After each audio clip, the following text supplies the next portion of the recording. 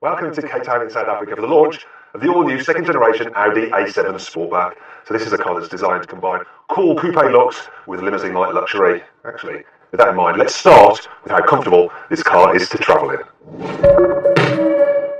This new A7 Sportback definitely feels a little bit more roomy in the rear than the old car, so look, I'm fine back here. Now, people over 6 foot quite short because headroom is still a bit on the tight side because of that sloping roof, but it's all okay, and you can chill out, pull this down, and you have a little bit of storage under there if you want it, and there's some cup holders here. I like the fact that you've got digital controls for the climate back here, so look, you just slide the touch-sensitive controls, set the temperature you want. You've also got some USB imports and 12 volt to charge your mobile devices, and it's quiet as well. So this particular car is fitted with the acoustic glass, and it's serene back here, it's all very nice. And you can get 4 different types of suspension. So there's normal suspension, there's sport suspension, there is adaptive suspension, and then there's the top of the range air suspension, which is what this car has, and for the most part it's really nice. It floats along over undulations, gives the car a sophisticated feel to it. There is one thing though, when you hit something like an expansion gap in a motorway, a pothole, or a small bump, it just sends a jolt through the car. It's really odd, it just shocks you, it's like bang, and sometimes over rough roads you can feel it just fidgeting around, it just breaks the ambience. Now there is something that's not helping with that. So this car's riding on 20-inch alloy wheels. You can actually get it with 21s, but they'll make the ride even worse.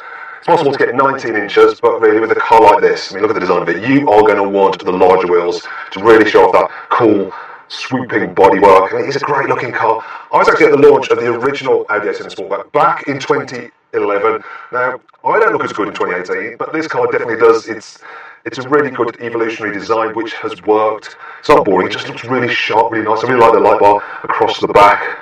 Obviously, being a Sportback, it is a hatchback, so you get a decent sized boot. It's more practical than a saloon, of course, because of that huge liftback tailgate, but it's not quite as practical as an estate car, but it does look better than an estate car. Now, if you click on the pop-up banner in the top right corner of the screen, you can vote whether you think this car looks better than a Mercedes CLS, the new version, or a BMW 6 Series Grand Coupe. Now, there are some things I don't like about this car's design. Just a couple. One is this. I wish Audi would quit using these fake exhausts. The actual outlet for the exhaust pipe is underneath.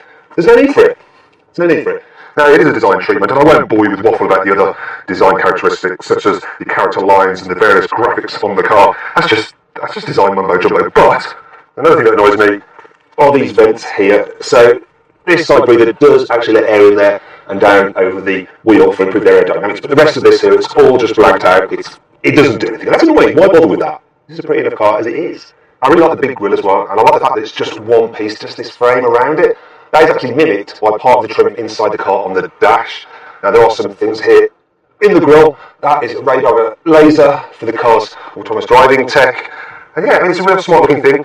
Price has gone up since 2011 though, so this car now starts from around £55,000, and if you click on the pop-out banner in the top right corner of the screen, or on the link below the video, you can go to CarWise and see how much you can save on a new car. This particular car right here though is quite a bit more expensive because it's fully loaded with kit. For instance, you can get 3 different kinds of lights for this car. You can get it with just normal LEDs, you can get matrix LEDs, and these ones which are actually laser lights for a super high beam, and these lights do a really cool thing when you turn them off and on. Now I'm going to need to go somewhere slightly darker to show you that.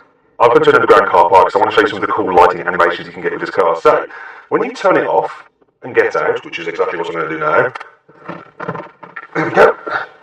And as you walk away from the car, you will see that the lights are on to guide you safely to your front door. But when you lock the car now, give it a second, and the lights will do a little dance once you're safely at your front door. There you go. Now, if I unlock the car again, I'll do the opposite. And now I'm going to walk around the back, because you get another lighting animation round at the back. So here we go. If I lock it, and then if I unlock it, I'll do the opposite. Seeing as it's kind of dark in here, I'm also going to show you the interior ambient lighting on this car, because there's so much you can do with it. Now, I'm just going to the menu of the infotainment system, and then I can control the various lighting functions, such as background lighting for the inside, and I can control it for various parts of the car. So, for instance, look, there's all these different colours to choose from. And I can go to individual, and I can change it. I can change the surfaces. Look, there's all these different colours here. Let's go from this red colour, let's go to blue, the surfaces. Look at that. Let's go to something a little bit lighter, to a green colour. And then I can change the footwell as well, on and off if I want to. Go for maximum brightness, which I'm on. Go back. Go for the contours. That's the colour of the contours. So you can see that's in red there with the Quattro badge. It's pretty cool. And go blue. And also on the centre console you'll see all the blue lighting. Got green in the door. And you can just mix and match. Go with the red for a bit of a burlesque theme. A bit purpley. Look at that. It really does help make the inside of this car just feel that bit cool. I mean, at night, it's so lit up. It feels really expensive when you're just cruising around in the dark. Okay, so I do love this infotainment screen. It looks fabulous, high definition, and it's super fast as well. The processing is really, really quick. The problem is that while it may have haptic feedback, so when I press the button I'll get a click, so I know I've pressed it, you can't actually feel your way to the buttons because there's no physical buttons. So you're having to look down to operate it, and I just don't think it's as good to use when you're driving as the old-fashioned MMI swivel wheel that you used to get in the old A7. Now, it doesn't matter so much because you have the virtual cockpit as standard, so you've got digital dials there, and you can operate things like the phone, the media system, and various trip functions through it, and go full widescreen for the sat-nav if you want to. It's great. The problem comes when you want to use the climate control. So rather than having like dials again, it's another touchscreen down here, and you really do have to take your eyes off the road to see it, to set the temperature you want. So I don't like that. I think it's a bad idea. Thankfully, the voice commands are pretty good. So set temperature to 19 degrees. I'll increase the temperature to 19.0. Ooh. Precise, 1 decimal point. That's pretty good. Okay, so the system actually is connected to the cloud, so it's really good in terms of its voice recognition. But let's see if it can understand a strong Midlands accent. So, set temperature to 25 degrees. I'll increase the temperature to 25.0. Yeah, it even understands Brummies. Now, the particular car I'm driving here is fitted with a 4-wheel steering, so at low speeds it can turn the back wheels 5 degrees in the opposite direction of the front wheels, and that should make it super manoeuvrable.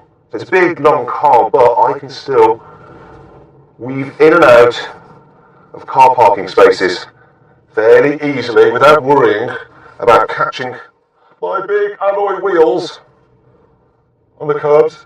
It actually makes me feel like a much smaller car. It means you don't need to do quite so much wheel twirling when you're deciding, where the heck should I park? Should I go here? Oh, I'm not sure about here. That's not right, I don't think. Let's go up here again. Oh, I just can't decide. It's really helpful, actually. Look at that. Amazing.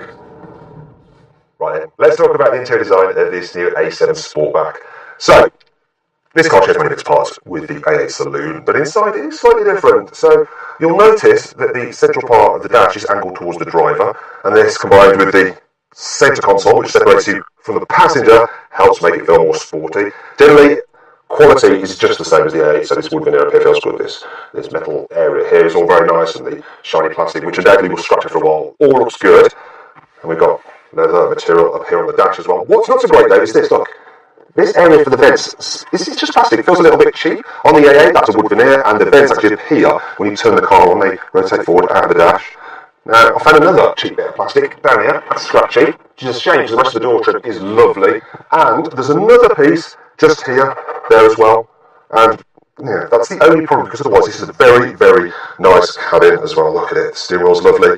And just like the A8, you have door handles which operate like a switch, so you don't have to pull them, you just pull up and the door opens, and then when you shut the door, it's got soft close, so it shuts the door for you. And of course, being the A7, you have frameless windows, so look, when I put the window down and then open the door, you will see you have no door frame. And all of that just makes this car feel a bit more sporty, a bit more coupe-like. Let's talk about some of the driving tech fitted to this car. So, as you can see, it has lane keeping assist, so it will actually steer the car to keep it in lane. And when you combine that with the radar and laser guided cruise control, which can keep you a safe distance from the car in front, this car can pretty much drive itself. Also, it uses all the sensors around the car to get a feel what's going on around it. So if you suddenly go through roadworks, it can still navigate through the lanes. Now obviously you can't drive for too long with your hands off the wheel, it will throw a wobbly until you put your hands back on. That's what it's doing now. So I better do as it says, because you shouldn't do that really, should you? Another thing this car has is mild hybrid technology. So you've got a 48-volt battery fitted to this thing, and it allows it to coast. So when you're on the motorway, you can lift off the throttle, and this thing pretty much freewheel. It decouples the engine from the wheels, and you just roll along, and that helps save fuel, as does the fact that the stop-start system will actually stop the engine when you're coming to a standstill. So it doesn't wait for you to actually stop, it senses you're slowing down, and it just cuts the engine. This particular car is the 3-litre V6 diesel. It's got 286 horsepower, 0-60 in around 5.7 seconds, and it's a really nice, smooth, strong engine. So there's loads of pulling power. Definitely suits this car very well. You can also get it from launch with a 3-litre V6 twin-turbo petrol, which has more horsepower but less torque, so it doesn't suit it quite as well as this engine. 40 miles per gallon is apparently possible. The interesting thing is that when you have this kind of dynamic mode, you hear that noise? I mean, I'm sure it's playing fake engine sounds with the speakers, and I don't like that. I mean, I don't like a diesel rattle either, but I hate those fake engine sounds. In terms of the rest of the driving experience, well, this is a big, heavy car, but it doesn't grip the road well. You've obviously got quattro four-wheel drive, and that all-wheel steering system fitted to this car. When you're going faster, the wheels at the back actually turn in the same direction as the front wheels to give you a bit more stability, and it handles very well. There's not too much roll. My only complaint really is the steering. I mean, it's sharp enough and it's accurate enough. It just seems a little bit weird, almost like you're playing a computer game. It's as though the steering wheel isn't really connected to the front wheels. It's my only complaint really, and that prevents it feeling truly fun to drive. But do you care in a car like this? I mean, it's more about the luxury. And anyway, something like a BMW 6 Series Grand Coupe or a Mercedes CLS isn't exactly fun to drive either. Yes, this is very good for getting you from A to B in perfect luxury while looking very cool. So then, what's my overall verdict on the new Audi A7 Sportback? Well, I'm not yet totally sold on the new touchscreen infotainment system. Also, the air suspension on this car, it can jolt over really sharp bumps, and it's not the sportiest car to drive, but you know, all that is a small price to pay for something that looks this cool, feels expensive, and is generally really nice to drive and travel in. If you enjoyed this video, please like it and share it, and if you want to see how much money you can save on a new car, click on that box just there to go to carwow.com. Also, please subscribe to this channel by clicking a logo beneath, and if you click down over there, you can watch more content.